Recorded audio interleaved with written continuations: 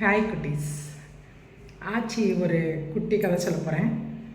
ஒரு ஜென் குரு, அவருக்கு 2 சீடர்கள் இருந்தாங்க. ஒரு நாள் அந்த 2 சீடர்களும் பேசிகிட்டு இருக்கிறாங்க.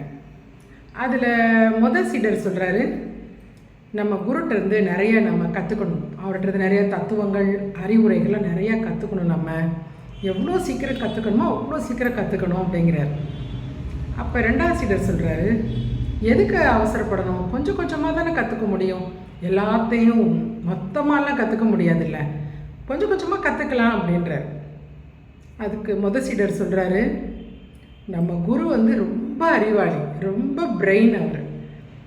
அவர் கொடுக்குற தத்துவங்கள், அவர் சொல்கிற அறிவுரைகள், அது எல்லாத்தையும் நம்ம சீக்கிரம் எவ்வளோ சீக்கிரம் கற்றுக்கணும். ஏன்னா அவருக்கு வயசாகுது, அவர் இறந்து போயிட்டாருன்னு வை, நமக்கு இது யார் சொல்லித்தருவா, நம்மளை யார் வழி நடத்துவா, கைட் பண்ணுவா, நம்மளை யார் கைட் பண்ணுவான்னு கேட்குறாரு.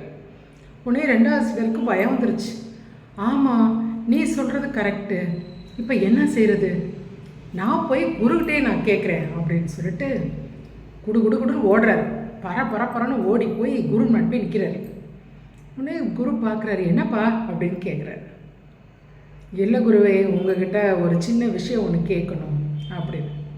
கேளு, என்ன கேளு அப்படின்றார். இல்லை குருவே, நீங்கள் இல்லைன்னா, நீங்கள் இறந்து போயிட்டீங்கன்னா நாங்கள் என்ன செய்கிறது, எங்களை யார் வழி நடத்துவா, கைட் பண்ணுவா, உங்களுக்கு யார் அறிவுரைலாம் சொல்கிறது, அறிவுரை சொல்லி வழி நடத்துகிறோம்ல, எங்களை யார் பண்ணுவா அப்படின்னு கேட்குறாரு. எனக்கு ரொம்ப பயமாக இருக்குது அப்படின்னு சொல்கிறாரு.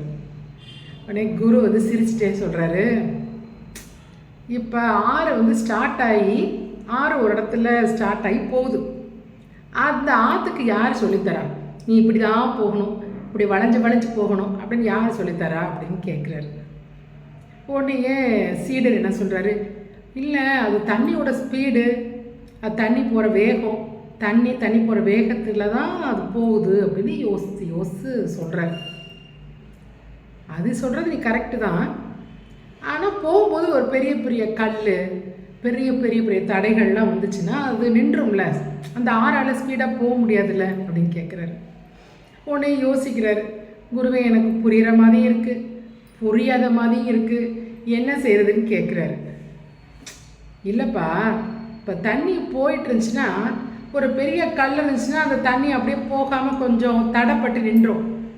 அதே சமயத்தில் நம்ம காட்டாற்று வெள்ளம்னு இப்போ நீங்கள் டிவியை பார்த்தாலே தெரியும், நியூஸ் பார்த்தாலே உங்களுக்கு தெரியும், எங்கே பார்த்தாலும் வெள்ளம் தண்ணி தான். அது ஃபோர்ஸாக அடிச்சுட்டு வரும் பாருங்க, வீடு மரம் எல்லா கார் எல்லாத்தையும் உருட்டி போட்டு அடித்து கொண்டு போய் சேர்க்க வேண்டிய இடத்துல போய் சேர்த்துரும். அவ்வளோ ஃபோர்ஸாக வரும். நீங்கள் டிவியில் பாருங்கள், காட்டாற்று வெள்ளம்னு சொல்லுவாங்க, வெள்ளம்னா அதுதான், பயங்கர மோசமாக இருக்கும், அவ்வளோ ஸ்பீடில் எல்லாம் அடிச்சுட்டு வரும். ஆறில் பார்த்து போய் சேர வேண்டிய இடத்துல போய் சேர்ந்துடும், ஆனால் அடித்து கொண்டு போய் சேர்கிற இடத்துல சேர்ந்துடும். அது போகிற இலக்கு அங்கே தான் நம்ம போயினா அந்த இடத்துல போய் சேர்ந்துடும். அது மாதிரி ரிவரும் அப்படி தான், எவ்வளோ தடைகள், பெரிய பாறைகள், சந்து பொந்து இருந்தாலும் எல்லாத்துலேயும் வளைஞ்சு நெளிஞ்சு போய் அது போய் கடலில் போய் கலந்துரும். அதோட எப்படி போகணுமோ போயிடும். அது மாதிரி தான் வாழ்க்கையும், நான் இருக்குன்ற அவசியமே கிடையாது. நதி எப்படி போகுது, நதியோட ஆறு போகிற போக்கில் போகிற மாதிரி நீங்களும் வாழ்க்கையை அப்படியே போவீங்க, நீ இதெல்லாம் பயப்படாத அப்படின்றாரு. குறிக்கோள் எங்கே இருக்கோ, நம்மளோட இலக்கு எதுவோ அதான் நம்மளோட எண்ணத்தில் இருக்கணும். இந்த இடத்துல போய் நம்ம சேருவோன்னா அந்த இடத்துல போய் சேரணும். நம்மளோட குறிக்கோளில் கவனமாக இருக்கணும், நம்மளோட இலக்கில் கவனமாக இருக்கணும் அப்படின்னு சொல்கிறார். இப்போ நம்மளும் அப்படி தான், நம்ம ஸ்கூலுக்கு போயிட்டுருக்கோம், இப்போ எக்ஸாம் வருதுன்னு வச்சுக்கோங்க, வீட்டில் இப்போ கெஸ்ட்டு வருவாங்க, வீட்டில் ஃபங்க்ஷன் வருது, அம்மா வீட்டில் உட்காந்து டிவி பார்ப்பாங்க, இல்லை அப்பா நியூஸ் பார்க்குறாங்க, மேட்ச் பார்க்குறாங்க, எல்லாம் ஐயோ எனக்கு இவ்வளோ பிரச்சனை இருக்கே, நம்மளால் நிம்மதியாக படிக்கவே முடியலையே. நமக்கு கவனம்லாம், ஆஹா மொபைல் கொடுத்தா நல்லா இருக்குமா, மொபைலில் விளையாடலாமே, அப்படி தான் நம்ம எண்ணம் ஃபுல்லாக அப்படி தான் இருக்கும். நமக்கு எய்ம் என்ன இருக்கணும், படிக்கணும், மார்க் வாங்கணுன்ற ஒரே கவனம் இருந்துச்சுன்னு வச்சுக்கோங்க, வேறு எந்த டிஸ்டர்பன்ஸும் பெருசாகவே இருக்காது. வீட்டில் யார் வந்தால் என்ன சத்தம் கேட்டால் நமக்கு என்ன, நம்ம படிக்கிறதுல ரொம்ப கவனமாக இருந்துன்னு வைங்களேன், நம்ம நினைக்கிற இடத்துல போய் நிற்கலாம். மார்க் வாங்கணும்னு நினச்சா போய் மார்க் வாங்கலாம், இல்லை மார்க்கெல்லாம் வேண்டாம் அப்படின்னா படிக்காமல் இருந்துடலாம், சரியா. ஆனால் நம்மளோட ஏதாவது ஒரு குறிக்கோள் வச்சிட்டோம்னா, நமக்கு ஒரு இலக்கு இருந்துச்சுன்னா அந்த இதில் ரொம்ப கவனமாக நம்ம போயிட்டே இருக்கணும். எந்த தடை வந்தாலும் தூக்கி போட்டு போயிட்டே இருக்கணும் நம்ம.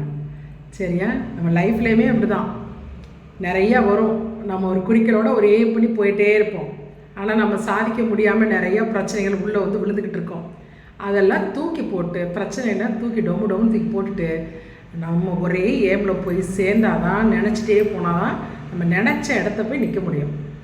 ஓகேவா? ஆச்சு, நாளைக்கு இன்னொரு ஒரு குட்டி கதையோட வரேன்.